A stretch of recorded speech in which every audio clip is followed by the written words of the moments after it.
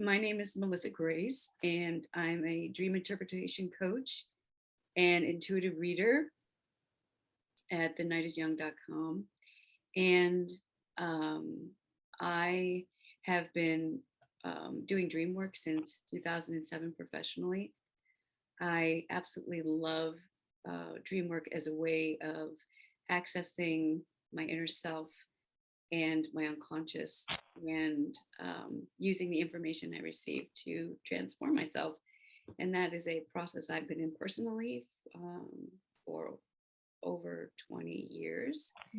And I really love helping other people to access that same kind of magic that I've experienced. I live and work in the San Francisco Bay Area, and I love what I do. So, Jessica. Yeah. And I'm getting over a cold, so you will hear the hoarseness in my voice, a non-COVID cold. Yeah. Thank you, Melissa. Mm-hmm. Yeah, so my name is Jessica. I'm a shamanic practitioner in Madison, Wisconsin, and I have been doing this work. I began really diving deep on a personal level in 2011, and the path just kind of unfolded where I ended up leaving my career and doing this for clients, I should say, full time. And it just really was transformational for me. It changed my life. Before that point of really finding quite a bit of healing with the practitioner I was working with, I kind of went through life just feeling like things are all right. I've got a good job. I've got money. I've got a great kid, and I've got good friends and stuff, but I just carried a lot of depression and anxiety, and I just had like this glass ceiling of like, well, life doesn't get better than this for people like me, people that have had these experiences that I have had. So when I began working with that practitioner, as I was his client and we worked together for years, and at some point through that process of realizing, oh, I can totally shift my life, that was what really got me to leave my career and start doing this for other people, because I want to do that for others. I want to spread that magic. So gosh, did I miss anything? No, I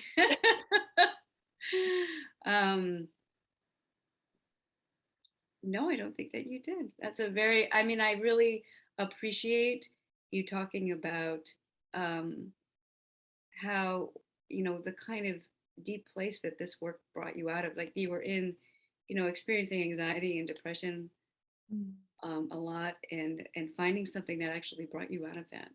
Yeah. Or helped you shift that. It's just, it's a testament to how powerful shamanic work can be.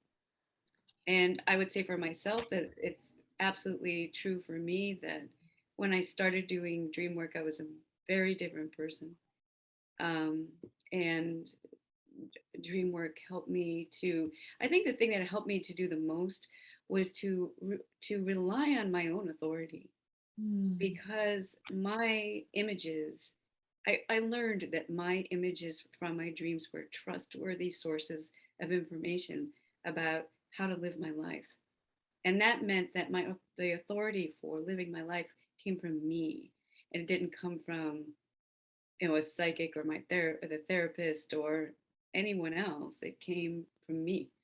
And so learning to trust myself, which is also a big part of me coming through my own anxiety and my own depression, was a really huge piece for my journey. And also, it helped me to learn to regulate my emotions. It helped me to learn how I could contain my experience, so that it felt safe to me. So I relate.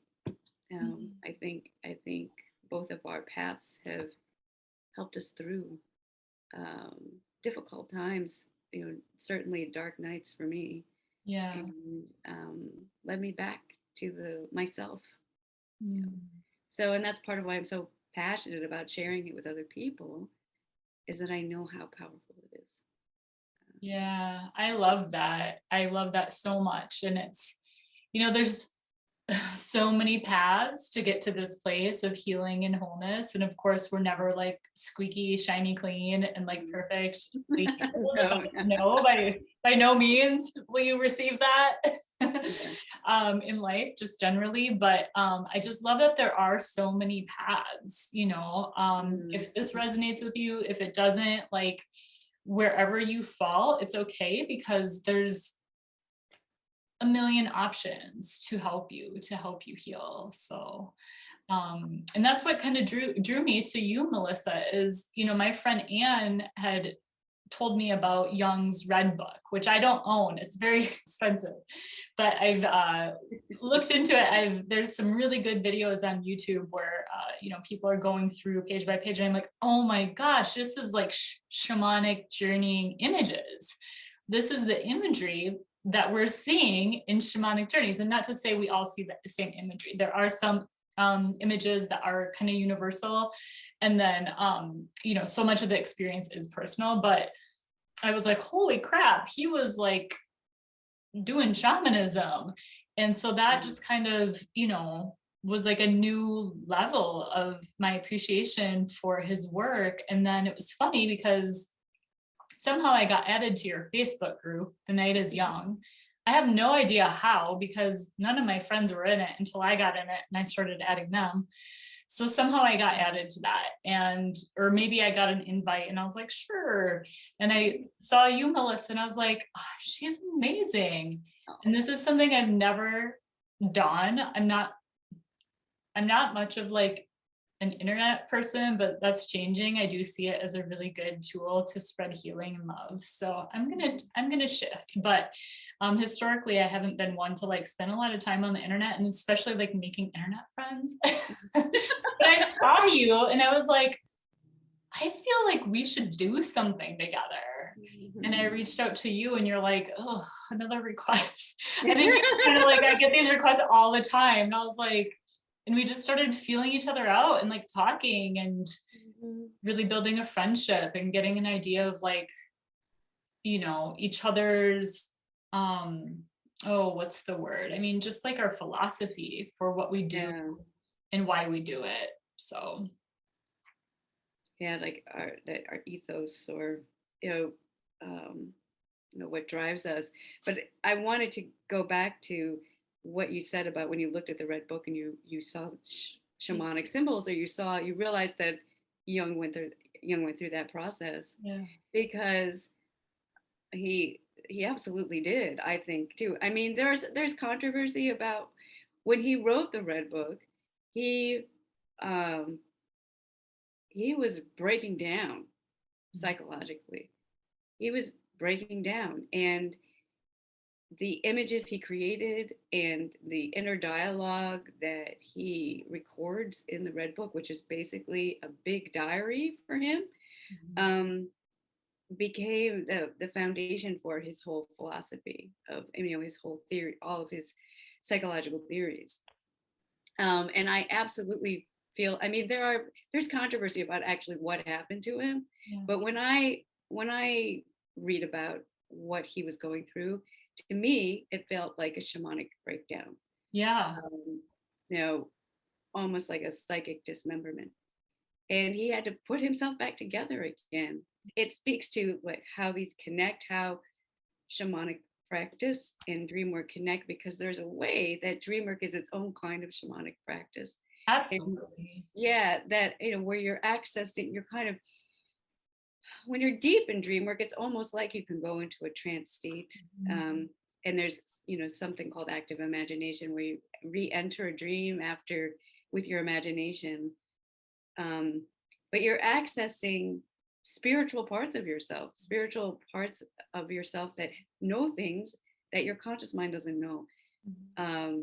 And I mean, I find it to be a very, very spiritual process. And you're shifting your energy, you're shape shifting, you're shifting your energy and who you are by virtue of working with your images.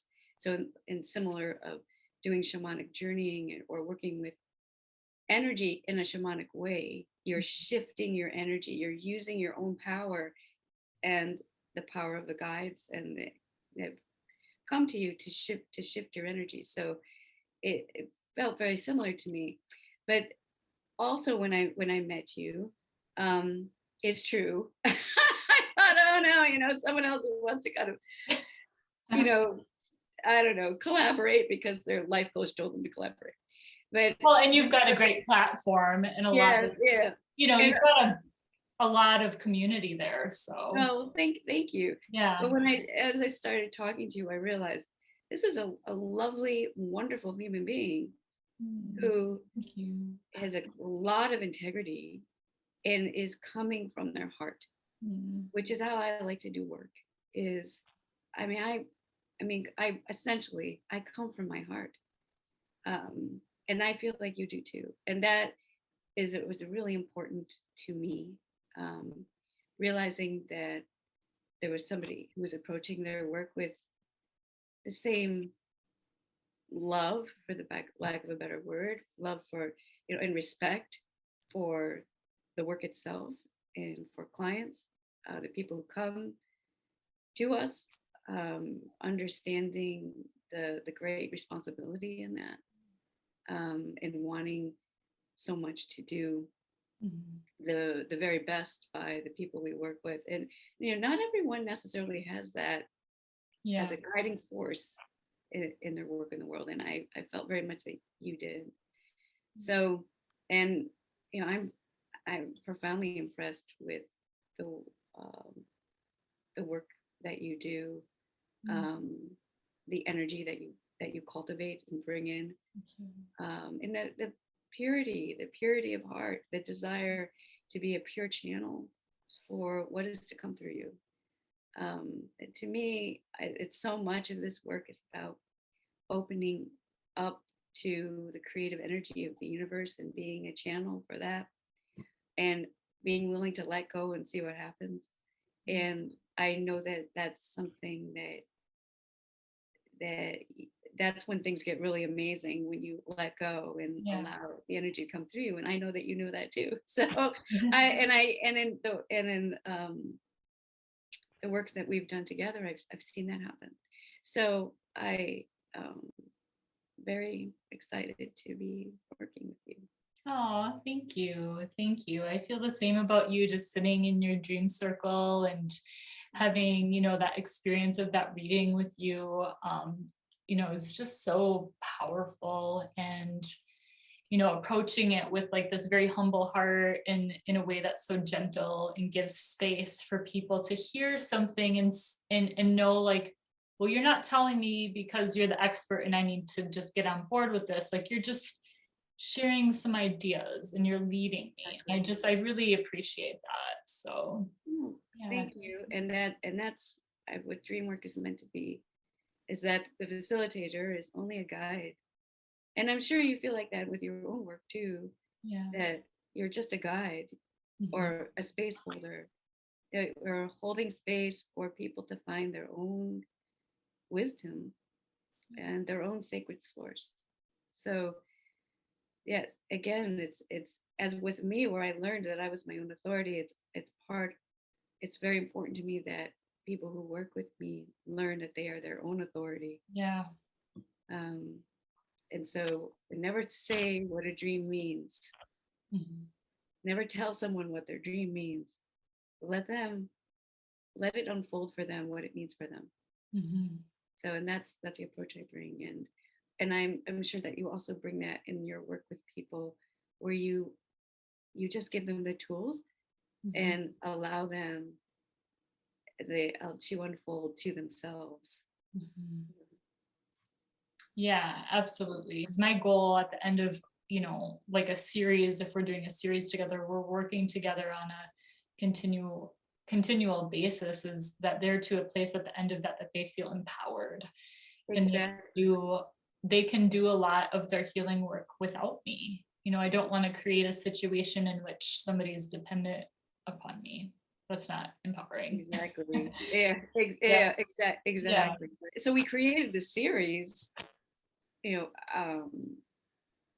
out of a desire to help people find their their own stories and their new stories, the new parts of themselves that they want to bring in, to help them with those blind spots Mhm. and those places where they know there's something more, or they know there's something that's knocking at their door that wants to come in, but they don't know what it is or how to answer the door, Yeah. how to answer that call. Um, and so I feel really good about the series being something that can help people answer the door, to listen, or just with that, they have that sense of, I know I feel stuck, and I just know there's something else, to Mhm. find out what that something else is, and then to actively bring it into your life. Yeah. So Yeah. did you want to talk about the four parts of the series? Yeah. Yeah. Yeah. So the first night will be just connecting with the group, and you'll each get an opportunity to share what brought you to the circle, kind of like Melissa and I did. Um, what's active in your life that has brought you here. And our intention was to cultivate a circle that feels as close to in person as possible. So we wanted to create this very experiential, container where there's a lot of sharing and dialoguing and connecting with people, which is why we're keeping the group pretty small, Mhm. to encourage that. That will be connect. And then I'll talk about part one, since that is my part, where we will do a somatic exercise using the imagery on cards, like tarot cards or oracle cards. It's not going to be like a reading of any sort. We're just purely using the images and the colors. And then we'll be working with what comes from this processing with that card, and everyone will be able to witness your experience. And if you want to share about your experience when you're complete, or if people, if you want to open it up for others to just kind of share what they observed as you processed, that's really lovely. We've done some test runs on this to see, like, how do these things translate to Zoom, and that was one that our participants said they were really powerful. And one person told me multiple times, like, that was way better than I thought it was going to be. Oh, thank you. It's really nice. But she was like, yeah, that was amazing. And she wants me to come and teach that with her therapist at some point. So that'll be part one. And then kind of thinking that might lead people into part two, which is Melissa's part. Mhm. So if you want to Yes, speak about yes. that. So that will be where I'm going to teach some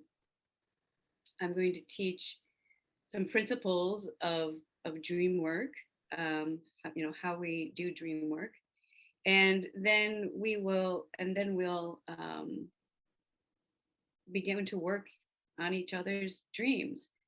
We'll work on, I'll demonstrate on somebody first all the different principles of how I work with dreams, and then we'll engage in what is a very beautiful process of following our own intuitions as we help someone to unpack a dream by asking questions and um, sharing ideas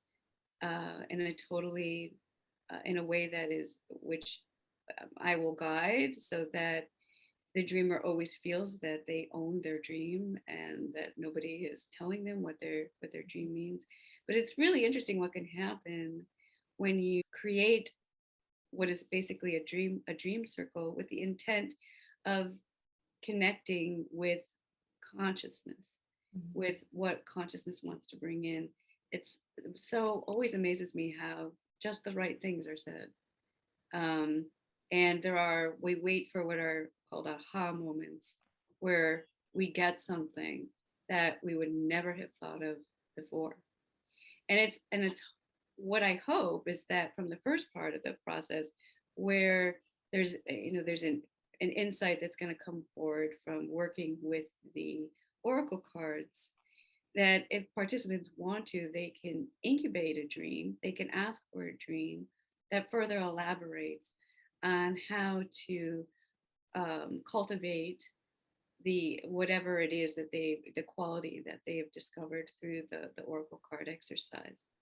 And that there's that what they discover from the dream circle is then brought in to your next part of the series, which is the fire ceremony. Yeah, we really did put a lot of thought into making sure that it all is woven together very seamlessly. Mm-hmm. And I guess I've been telling people that if they, if the incubation of the dream doesn't happen between part 1 and 2, that they can bring another dream that they've had previously that felt significant. Mm-hmm. So it's not like no pressure if you don't have like that dream that you were like intending to have. Bring something else. I'm sure you've got something that you've always wondered, what the heck did that mean? Exactly. Anything at all. It doesn't have Yeah. to be that. Because the other thing is that if you sometimes when you try to plan these things, it doesn't work out, Yeah. that incubating a dream doesn't work out. Your unconscious tells you what your unconscious wants to know, not what your conscious mind wants you to know. But my experience is that it's amazing how these things can weave together even when we think they're not going to weave together. Yeah. So bringing any kind of dream is totally fine. It doesn't have to be one you have during the series, or that's related to whatever you think you're finding out about yourself. Yeah, I love that. So part 3 is going to be about creating a personal ceremony. And we're going to do this in a circle together. And I will give guidance for you. You can personalize it if you want to use fire or water or both. You'll be in safe container. You'll see how to set the container. And it's going to be, I think, really powerful. And we'll come together at the end of that ceremony and just share our insight, our experiences that arose. And that's always just a really fun time. It's like a feast on stories.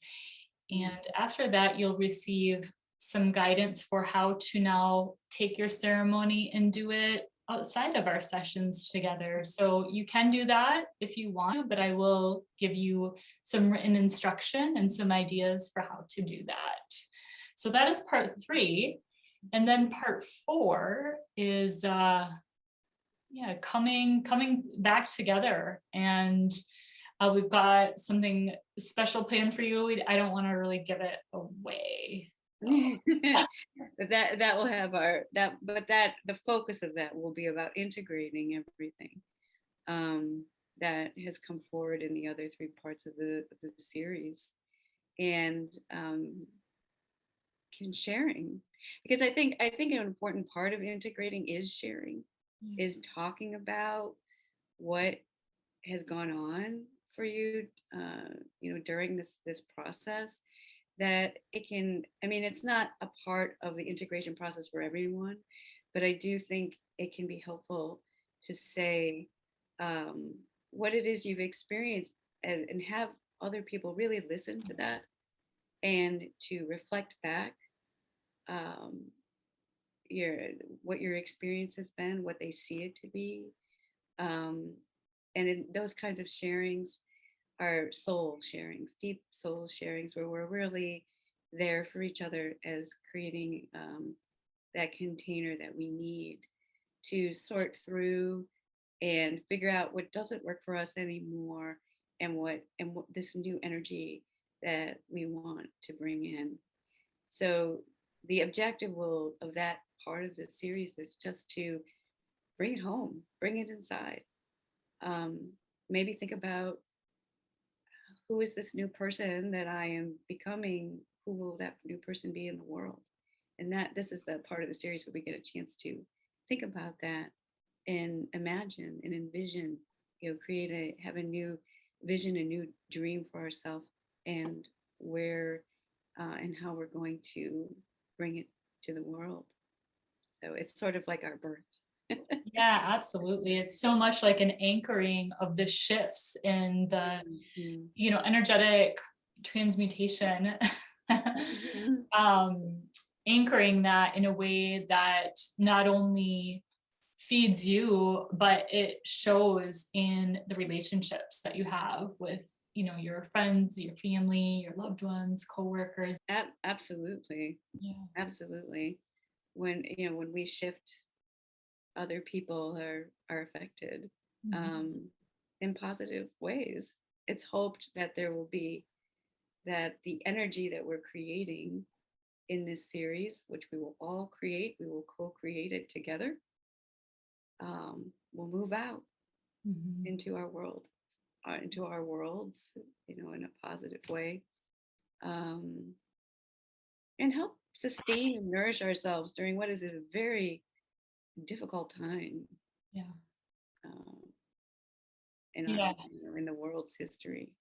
And absolutely. yeah, so Yeah. Yeah. So you're kind of making me think of something too, which is that this isn't something that we're going to, be recording and it's not going to be like made available for a certain amount of time. I know a lot of like online classes, which this isn't really that, but I do want to just like make the distinction. You purchase this course and then you have access to it for like ever or for a year or something. And this isn't like that because well, just the nature of like how personal and deep this is in terms of people sharing and stuff, and to like keep stoking the fire of that energy of where someone was and no longer is. Just, it's not really what we want to cultivate in this series. It's not really the magic of this sort of work. So mhm. um so there's that. And the other thing that I wanted to mention is that what you will receive though is you'll receive some written guidance for you to use these tools on your own afterwards. So it's not like, well, I did this series and I kind of forgot what I did. I remember it was pretty cool, but there's no recording and I can't access it and it's gone. Like, no, you will receive some written guidance for how you can replicate this on your own time afterwards.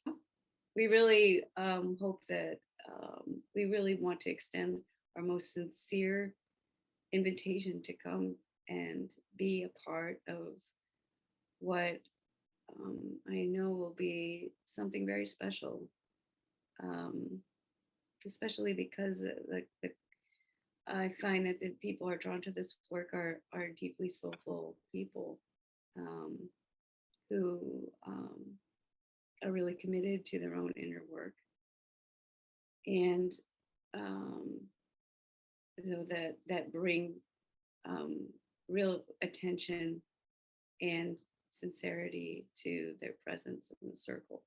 And then, in whether we're doing an oracle card exercise or a dream circle or the fire ceremony. So I know it's going to be a really powerful experience.